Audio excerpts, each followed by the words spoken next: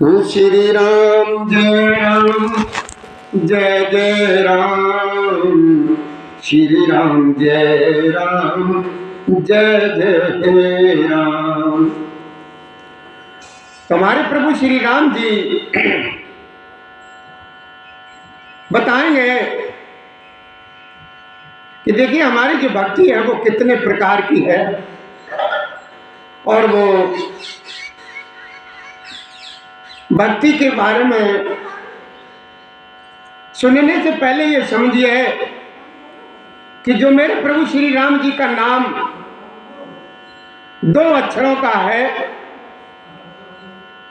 जो नाम है उन 2 अक्षरों का नाम है, अक्षर है वो राम। कितने अक्षर हैं? 2 अक्षर। तो ये दोनों अक्षरों का मतलब क्या है? रा का क्या मतलब है और माँ का अर्थ क्या है? तो दोनों को मिलाकर के हुआ राम। तो राम का अर्थ क्या है? बड़ा ध्यान दे, थोड़ा सा समझने की बात है। देखिए रा से संकेत ही मिलता है। रा का मतलब हुआ है राष्ट्र। रा से क्या बना? राष्ट्र बना, जिसमें रा वो इसलिए हो गया, बड़ा इसलिए हो गया, उसमें एक आ की मात्रा लगी हुई है, तो वो हो गया रा। रा का मतलब है राष्ट्र। राष्ट्र क्या हुआ? राष्ट्र। अब आता है एक अक्षर माँ। माँ का अक्षर आता है, तो माँ का मतलब क्या हुआ? माँ से क्या बना? मंगल। क्या बना? मंगल। तो दोनों मिलाकर के क्या हो गया? रा से बन गया राष्ट्र और माँ से बन गया मंगल। यानी राष्ट्र का मंगल सिर्फ मेरे प्रभु श्री राम जी ही कर सकते हैं। ये राम का अर्थ हो गया। रा का मतलब राष्ट्र, माँ का मतलब मंगल, यानी हमारे प्रभु श्री राम ही इस राष्ट्र का मंगल कर सकते हैं। ये राम का अर्थ है।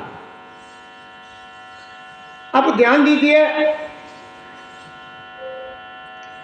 आपने देखा हो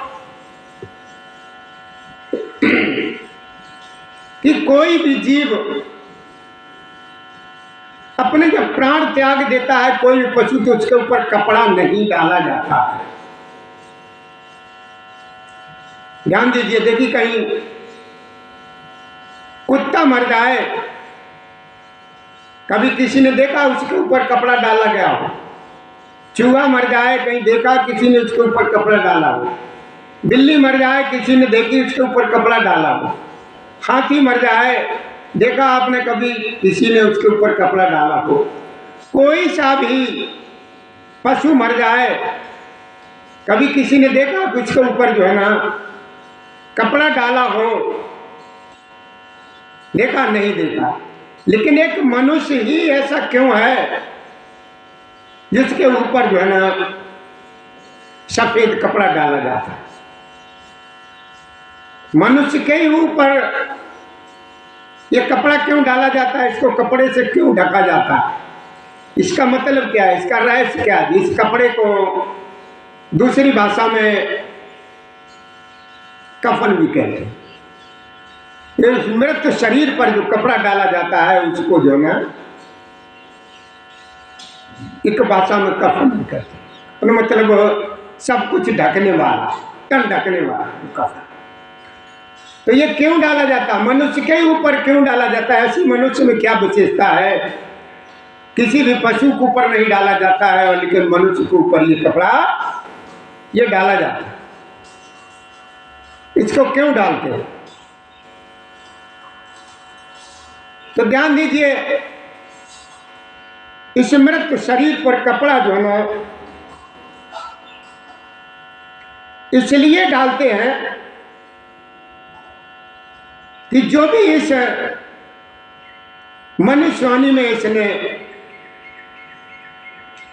जीवन में जितने भी पाप किए हैं, झूठ बोले हैं, किसी को लजाया है, सताया है, उसके जो गलत पुण्य मिले हैं, उसने जो पाप किए हैं, वो सभी प्रकार के सारे पापों को ढकने के लिए उस मनुष्य शरीर के मरे हुए शरीर पर जो है ना कपड़ा जो है ना डालते। अब वो बेचारा जानवर है, वो तो तुम्हारे ही तो बस में है। जैसे मान लीजिए भैंस है, बकरी है, कुत्ता है, जो कुछ भी है, ये जानवर ज्यादा से ज्यादा मनुष्य के ही बस में होते हैं, ये अपने बस में नहीं होते। लेकिन मनुष्य ही एक ऐसा है, इसको सब कुछ करने की छूट मिली हुई है। भगवान ने भी ये कहा कि देखो हम तुम्हें सब प्रकार की कार्य करने की राधे राधे राधे राधे बेटा, राधे राधे राधे राधे छूट देते हैं। लेकिन ये सभी छूट देने के बाद जो तुम काम करोगे, जो कुछ कार्य करोगे, उसका जो कुछ भी बनेगा उसका जो है ना रिजल्ट तुम्हें जो है ना हम ही सुनाएंगे और हम ही देंगे। तो ये आपने सुना कि मृत शरीर पर जो है ना मनुष्य के ऊपर जो है ना ये कपड़ा क्यों डाला जाता है? तो भैया इसीलिए डाला जाता है, जो भी उसने पाप कर्म किए हैं वो सारे ढकने के लिए किए, इसलिए जो है ना कपड़े को डालते हैं उसके ऊपर। और ध्यान दीजिए कि जब बच्चा जन्म लेता है, बच्चा जन्म लेता है जैसे ही, तो माँ उस बच्चे को एक जो लंगोट पहनाते हैं, आपने देखा होगा, बहुत छोटा सा होता है, बहुत ही छोटा सा होता है। उस लंगोट को तुरंत ही बच्चे को पहना देते। क्या उस लंगोट में कोई जेब होती है? बड़ा थोड़ा सा ध्यान दीजिए, जहां आवाज पहुंच रही हो, जो सुन रहे हो वो ध्यान से सुने कि कहीं उसमें जेब होती है। आजकल ज्यादातर बच्चे जो है ना जन्म लेते हैं हॉस्पिटल में। कहाँ लेते हैं? हॉस्पिटल में लेते। तो हॉस्पिटल में बच्चा आ नहीं पाता, उससे पहले जो है ना वो क्या क्या बोलते हैं उसको, लेकिन उसमें जो है ना वो लंगोट या चड्डी, वो क्या बोलते हैं, वो जरूर होगी। वो बच्चे को तुरंत ही पहना दी जाती है। क्या उसमें जेब होती है? वो क्यों पहनाई जाती है? उसका क्या कारण है? कभी आपने सोचा इस बात को? ये बच्चा ये अभी आया है बेचारा, नई दुनिया में आया है अपनी दुनिया छोड़ करके, तो ये क्या जाने, इसको एकदम ही उसको ये पहना दिया गया। वो क्या जाना, किसी तरफ देखना नहीं जाने, माँ को नहीं जानता, बहन को नहीं जानता, भाई को नहीं जानता, दुनिया में उसको कुछ न कुछ देखा ही नहीं है, लेकिन उसको लंगोट तुरंत ही पहना दिया जाता है। माँ पहना देती है तुरंत। वो क्यों पहना देती है? वो क्यों पहना देती है? इसका क्या कारण है? तो देखिए, ध्यान दीजिए, माँ उस बच्चे को वो इसलिए पहना देती है कि देख बेटा, जब तू आया था, जो सबसे पहले तुझे वस्त्र जो पहनाया गया था, वो अपना तन ढकने के लिए, उसमें कोई जेब नहीं थी। तू साथ में कुछ लेकर के नहीं आया था, खाली हाथ आया था, खाली हाथ आया था, कुछ नहीं लेकर के आया था। और इसलिए जब तू जाएगा तब कुछ नहीं लेकर के जाएगा। ये बिस्कुट का पैकेट है, ये तू साथ नहीं ले जा पाएगा, या जो भी है, रास्ते में भूख लगेगी, प्यास लगेगी, कुछ भी लगेगा, तो कुछ साथ नहीं ले जा पाएगा। इसलिए जो ना ये माँ ये सिखा देती है तुरंत ही कि देख बेटा, तू कुछ लेकर के नहीं आया, जो तेरे पास कपड़ा जो दिया गया उसमें भी जेब नहीं है, और जाएगा तो कुछ भी साथ लेकर के नहीं जा सकता। ये हमने आपको जो बताया, ये बच्चे को लंगोट पहनाने का और मृत शरीर पे कपड़ा ढकने का, ये दो कारण आपको समझाए, आपने सुने। लेकिन ऐसा नहीं है, जब जीव आता है और जाता है, तो आता है तो लेकर के भी जाता है, और जाता है तो लेकर के जाता भी है। जीव जब जाता, मनुष्य कह नहीं देता भैया हम तो कुछ नहीं लेकर के आए, न लेकर के जाएंगे, खाली हाथ आए और खाली हाथ यहां से जाएंगे। लेकिन जीव लेकर के जाता है। क्या लेकर के जाता है? जो तुमने अपने जीवन में पुण्य किए हैं। पुण्य क्या किए हैं?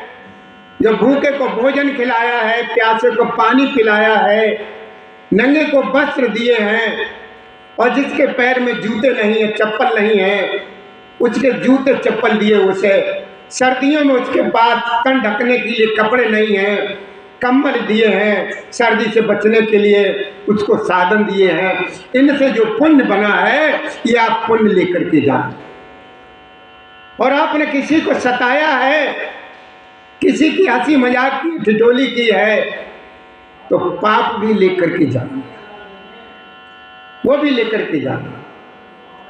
लेकिन ये कहना गलत है कि हम तो भैया खाली हाथ आए थे और खाली ही हाथ जाएंगे।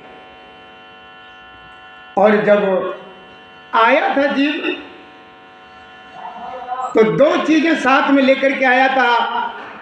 जब जीव आया था तो साथ में लेकर के आया था कि जब माँ के पेट में जब उल्टा लटका हुआ था तो भगवान से वो यही कहता था, प्रभु हमें किसी तरीके से नरक से हमें तू निकाल ले, तेरा हम 24 घंटे भजन किया करेंगे। ये लेकर के आया था, उसे कह कर के आया था, लेकिन आते ही सब कुछ भूल जाता। और जो पूर्व जन्म में काम करके आया है वो सब लेकर के आता, उनको पूरा करने के लिए। अब इसी के साथ इन शब्दों को हम विराम देते हैं। अब आगे चलते हैं हम कथा की तरफ। जब ऐसा कोई कुछ और आएगा, प्रश्न आएगा, तो हम आप उसका जवाब देंगे। तो अब चलती है कथा की तरफ। कथा में हमारी देखिए, भोलेनाथ से बढ़कर के दुनिया में कोई भी देव नहीं है। वैसे देवताओं की कमी नहीं है, लेकिन एक हमारे भोलेनाथ ही ऐसे हैं। ऐसा कोई देवता ढूंढिए जिस देवता को हमारे भोलेनाथ ने दिया ना हो। आप विचार करके देखिए, अंदर मनन करिए, ढूंढिए ऐसे देव को जिसको भोलेनाथ ने ना दिया हो। देखिए, भगवान राम को भोलेनाथ ने दिया, भगवान कृष्ण को भोलेनाथ ने दिया है। आज के पुत्र कौन है? दशरथ जी। दशरथ जी को भोलेनाथ ने दिया,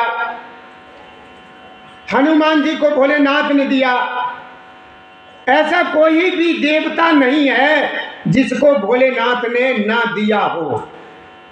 तो हम सभी लोग पीछे क्यों रहे? हम भी भोलेनाथ के दरबार में चलें तो भोलेनाथ जो है हमें भी दिए।